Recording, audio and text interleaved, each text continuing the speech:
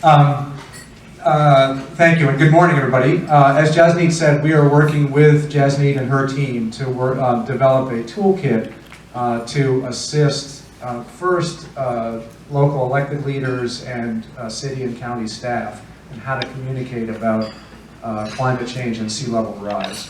And so what we're doing is synthesizing a lot of information. I'm going to give you just a lightning talk about that and give you some highlights. So first, why does messaging matter? Why does it matter what language we use? And what are we trying to accomplish? First, we want to enlarge the engaged community. You folks are already standing up for climate change and sea level rise. So you're not really our target audience. But we need more people to be engaged in the conversation and be involved. We want to promote understanding and awareness. It's a complex subject. The solutions are complex. So part of the outreach and communication needs to share that understanding awareness that you have with larger community.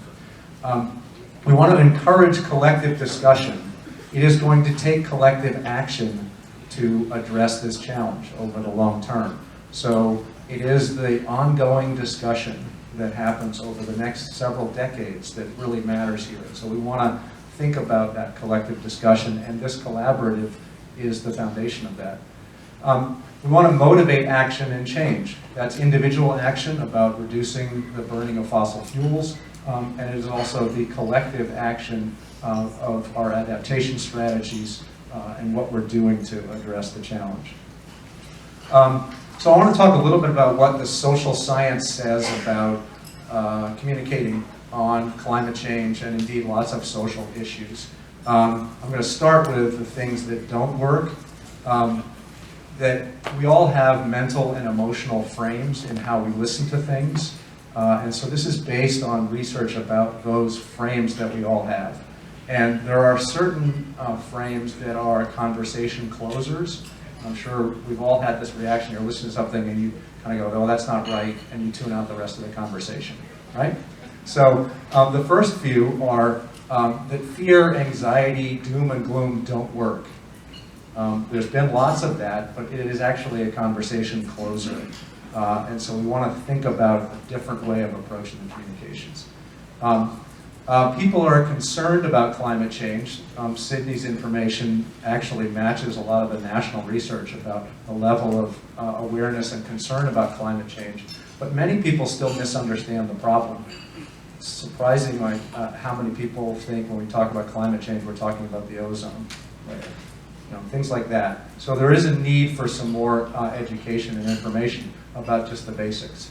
And with apologies to the prior presenters, more scientific explanation doesn't actually engage people. That's disappointing to me. I have a science background. But it actually is a conversation closer. People, and part of it is because of all the national dialogue about the uncertainty of it, et cetera. So people hear science and they just tune out. That's not this group. Again, we're talking about people outside of this room. So what does work? What we're striving for is a collaborative problem-solving discussion. And the first thing is that we want to build on shared values, and I'll talk a little bit more about this in a minute, is that there are universally shared values across this country, across cultures, across economic levels that we can tap into, and these are the kinds of things that are conversation openers that get people in the head nodding mode, that they're listening and they're engaged. We want to connect to people. That's visually we want to connect to people. We want to connect solutions to people. You've seen throughout the presentations, actually, Jasneet and her team is really good about doing this in all the visuals. You'll see there are people in the pictures. And that's an important part. So people feel that they can relate to the problem that they're seeing. So seeing a picture of a wildfire or a picture of a flood alone doesn't really connect with people. We want to provide really simple metaphors, and I'll give you a couple of examples in a minute, particularly when we want to do some education on what is climate change, what causes it, and what's sea level rise. And then I think probably most importantly, we want to pivot to the solutions very quickly in the conversation. I don't know about you, but some of those earlier slides left me going, like, oh, what are we going to do about this? People have that reaction, so we want to pivot to those solutions pretty quickly. So what are those universally shared values? The conversation openers, the head nodding things. And so here are four that I think relate closely to climate change, sea level rise, etc. The first is responsible management. And that makes sense, but I really mean this as a value. This is a shared value across the country, is that we, as a population, believe in the importance of responsible management. That's responsible management of our households, of our communities, of our natural resources. So connecting into that theme or that value of responsible management really helps open the conversation. Likewise, a shared value is about protection.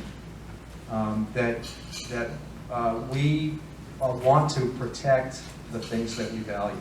Again, that may be our family, it may be our community, but if we can tap into that shared value, we're opening the conversation.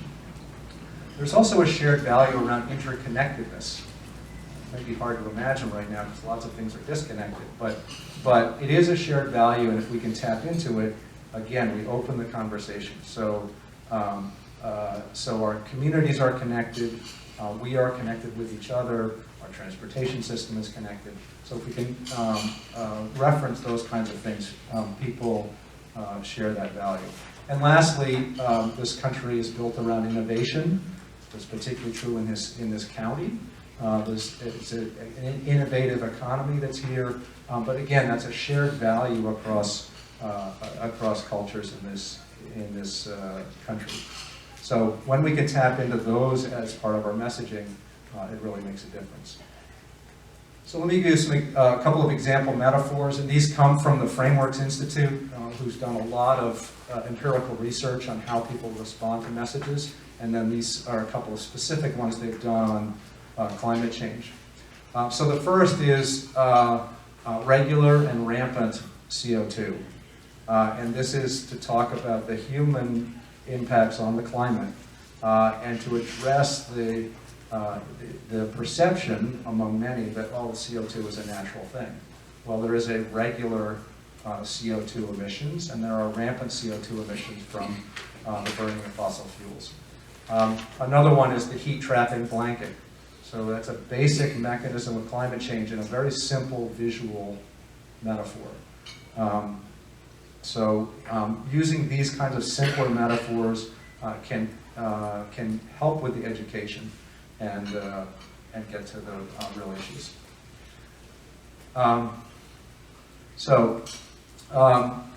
The messages drive our action. So much of the national dialogue, as I mentioned, is really focused on uncertainty and polarization. We need a new conversation about climate change and sea level rise. And that new conversation really starts with those shared values and connecting to locally relevant solutions. So let me give you an example, and don't get too hung up about the words. The words may change depending on who we're talking to, but I want to just kind of frame up sort of how we might think of framing the conversation. So the first is start touching on what do we really care about. It's a great place to live and work. We're taking practical, common sense steps to address the problems facing our environment. Touches on that responsible management concept. So it's something that people can connect to and go, yeah, no, that makes sense. And simple basics about sea level rise. It's increasing our flooding, accelerating our coastal erosion, affecting the things we love about living. Pivoting to solutions pretty quickly. So we're working to adapt to these rising tides. We want to protect our communities. We want our communities to be safe from flooding and erosion. And we can begin to create that now, the connectedness. You'll see that in a lot of this and a lot of the other messaging we're using we, it is a collective action. So we're using language that supports that collective action. So I'll stop there. That was the lightning orientation to kind of what the world is thinking about in terms of how we communicate on climate change. Thank you.